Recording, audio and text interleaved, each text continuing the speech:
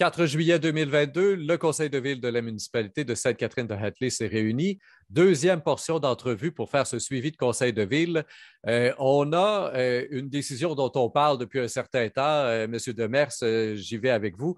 Les poules seront donc maintenant permises et ça prend le permis pour pouvoir construire le poulailler, là.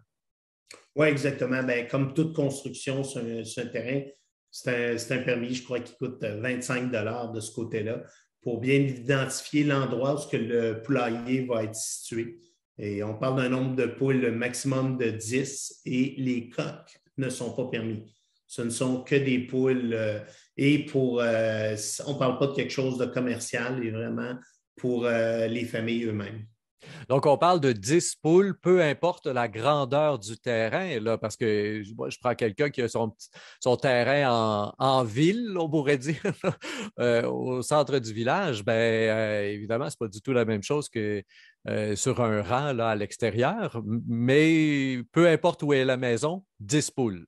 Oui, exactement, parce qu'on ne veut pas non plus que ça devienne commercial. Il y a des zones dans la municipalité, des zones agricoles qui sont déjà prêtes pour recevoir des poulaillers si quelqu'un veut en plus grand nombre.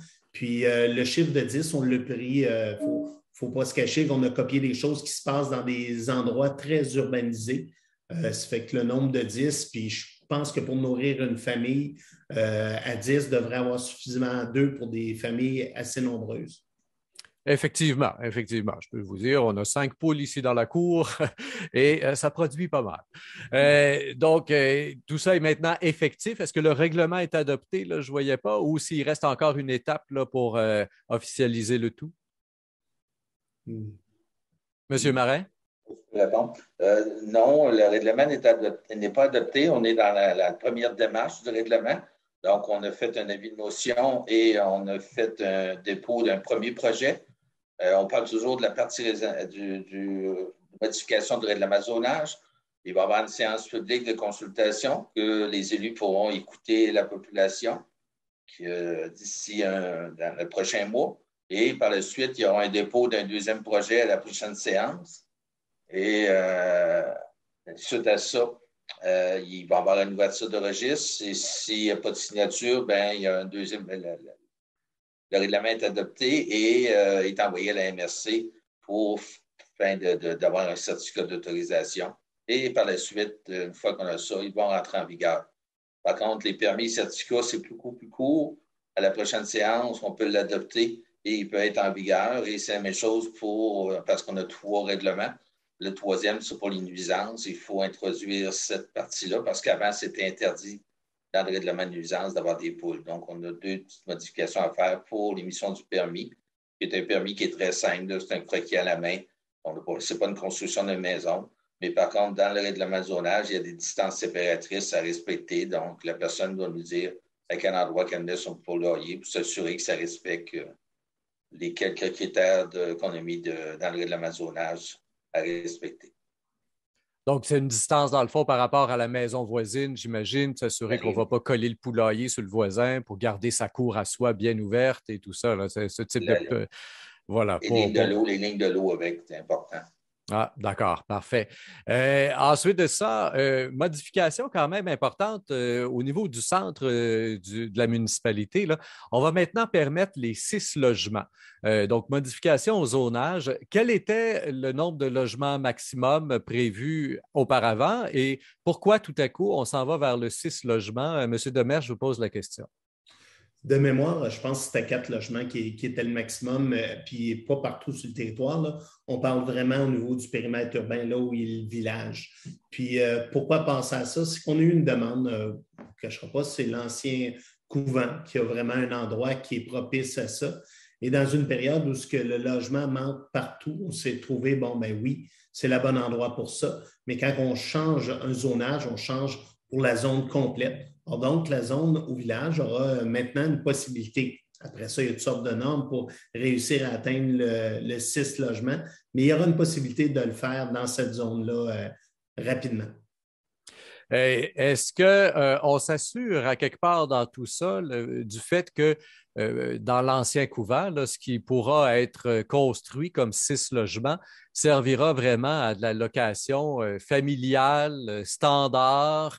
Parce qu'on avait encore des articles là, tout dernièrement dans les différents médias, entre autres en Estrie ici, on le voit comment Airbnb et autres prend beaucoup de place et il me semble qu'au couvent, ça ferait des beaux appartements pour les touristes, ça. Il ne faut pas se cacher que c'est l'endroit aussi au village où ce qui peut avoir de la location à court terme. S'il y a une possibilité de ce côté-là, oui, évidemment, mais qui est peut-être très bien situé même pour ces choses-là. Ce qui est près de l'ancienne, l'auberge Sainte-Catherine et de l'autre côté, le manoir Mystère. C'est un endroit propice pour ces choses-là. Je ne pense pas qu'on s'accrocherait longtemps si, excusez, si un permis serait demandé en ce sens-là, mais ça prend quand même des permis pour faire ça. On est en train de travailler à modifier sur l'ensemble du territoire pour être sûr, par exemple, la location à court terme ne soit pas permise. Puis on parle là de 97 zones ou en tout cas plus de 90. Ça fait qu'on aura beaucoup d'ouvrages à faire cet automne pour être sûr que le Airbnb ne puisse pas non plus rentrer sur l'ensemble de notre territoire. Très bien. Mais au centre-ville, dans le fond, c'est la zone où ce serait permis, ce qui veut dire qu'on pourrait convertir cet ancien couvent en 6 jolis condos, là, avec vue évidemment imprenable sur le mont Harford et qu'éventuellement, ça puisse devenir une source d'attraction pour la municipalité elle-même avec des touristes qui viendraient pour une semaine, 2 semaines, un mois ou deux, là. Oui, mettons que je vois ça un peu bucolique, la façon de s'exprimer. Moi, d'abord, j'espère que ces logements-là vont pouvoir servir à des travailleurs parce que nos entreprises, tout le tour, c'est ce qu'ils ont besoin présentement. Puis des gens qui manquent de logements à prix abordable. Puis là, je ne parle pas d'aide financière gouvernementale, là. Juste des prix abordables. C'est difficile présentement pour des familles, pour des personnes de se trouver un endroit pour se loger. Bien, j'espère d'abord que ça va être à ça que ça devrait servir. Au niveau du reste là, du centre-ville, vous dites on pourrait, ça va être permis dans toute la zone au centre, là.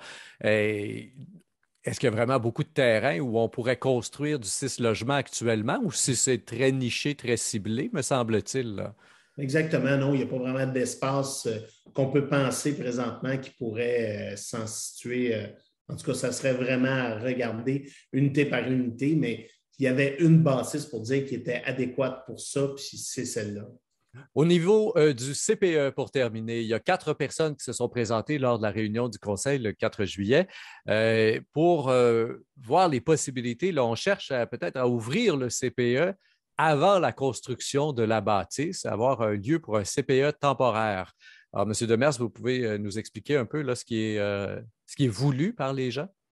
Oui, bien d'abord, c'était des gens, j'ose dire, très motivés, qui font maintenant partie d'un conseil d'administration, qui sont là pour l'avenue d'un CPE de 78 places à Sainte-Catherine-de-Hâtelé, qui travaille présentement sur le dézonage d'un terrain pour ça, mais qui ont aussi le goût de travailler pour rapidement avoir un CPE en place de façon temporaire. Ça fait qu'ils cherchent présentement une bâtisse, un lieu où ce qu'ils pourraient installer. Ils ont déjà au moins une trentaine de jeunes qui seraient prêts à s'inscrire de ce côté-là. Ça fait qu'on travaille avec eux, on leur a montré quelques endroits, mais c'est des terrains privés, des bâtisses privées où on va essayer de les aider à faire des contacts s'il y a une possibilité avec ces gens-là.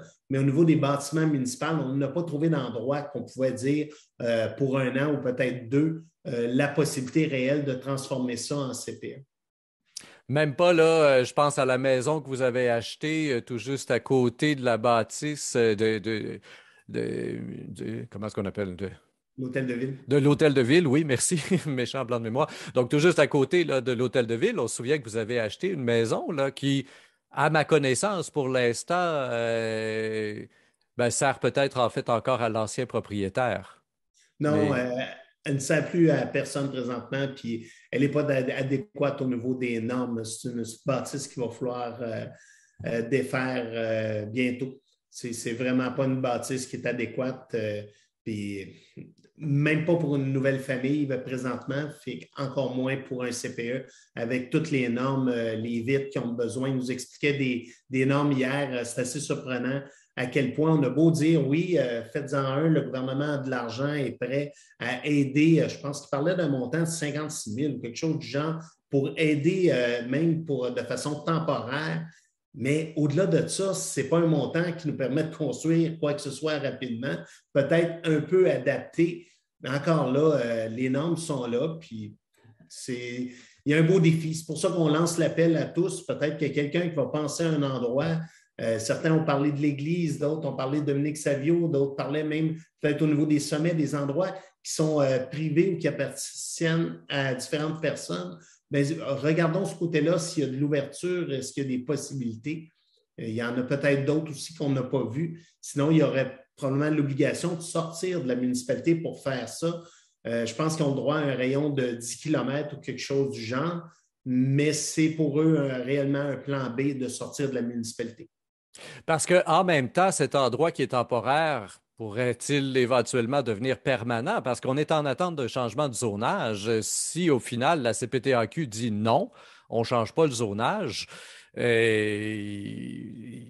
le CPE est déjà à moitié établi ailleurs, on peut s'imaginer qu'il va rester là, non? Très bonne question. On verra à ce moment-là selon l'endroit qui sera trouvé.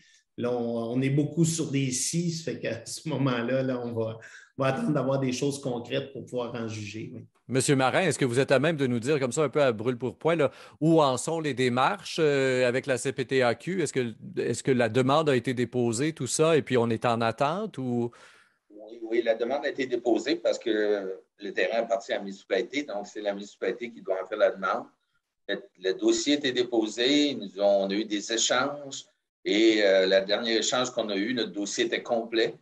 Ils comprenaient notre dossier, ils comprenaient un peu la réglementation parce que c'est rare qu'ils voient un CPE s'établir dans une zone qui sont régies par eux. Donc, on est très, très positif. Là, le dossier est parfait chez eux. Il reste pareil que c'est l'addition finale, mais pour ce qui est de la demande, il n'y a rien qui est en suspens. Tout est chez eux. Puis les autres, ils considèrent que le dossier est complet pour fin d'analyse. Est-ce qu'ils vous ont donné un échéancier pour ce qui sera de la réponse? Non, malheureusement, la CPTQ ne sont pas trop. Ils ne s'avancent pas beaucoup sur ça. Malgré qu'on a de plus en plus de meilleure coopération avec eux, là, ils sont plus ouverts qu'avant, mais ils ne s'avancent pas trop. Mais nous autres, on voulait s'assurer, est-ce qu'il manque quelque chose? Est-ce qu'on prenait bien le dossier? On s'est assuré, c'est la semaine passée, là, tout était correct. Là. Toutes les demandes qu'ils faisaient, ils ont compris, on a compris pourquoi ils le demandaient, on a eu beaucoup d'échanges. Donc, on a travaillé fort là, pour s'assurer que tout est complet chez eux. Très bien. Alors, dossier à suivre, bien évidemment. Voilà qui met fin à ce deuxième bloc d'entrevue. Je vous invite, chers auditeurs, à le faire circuler sur Facebook, Twitter et autres réseaux sociaux. Au microphone, Rémi Perra.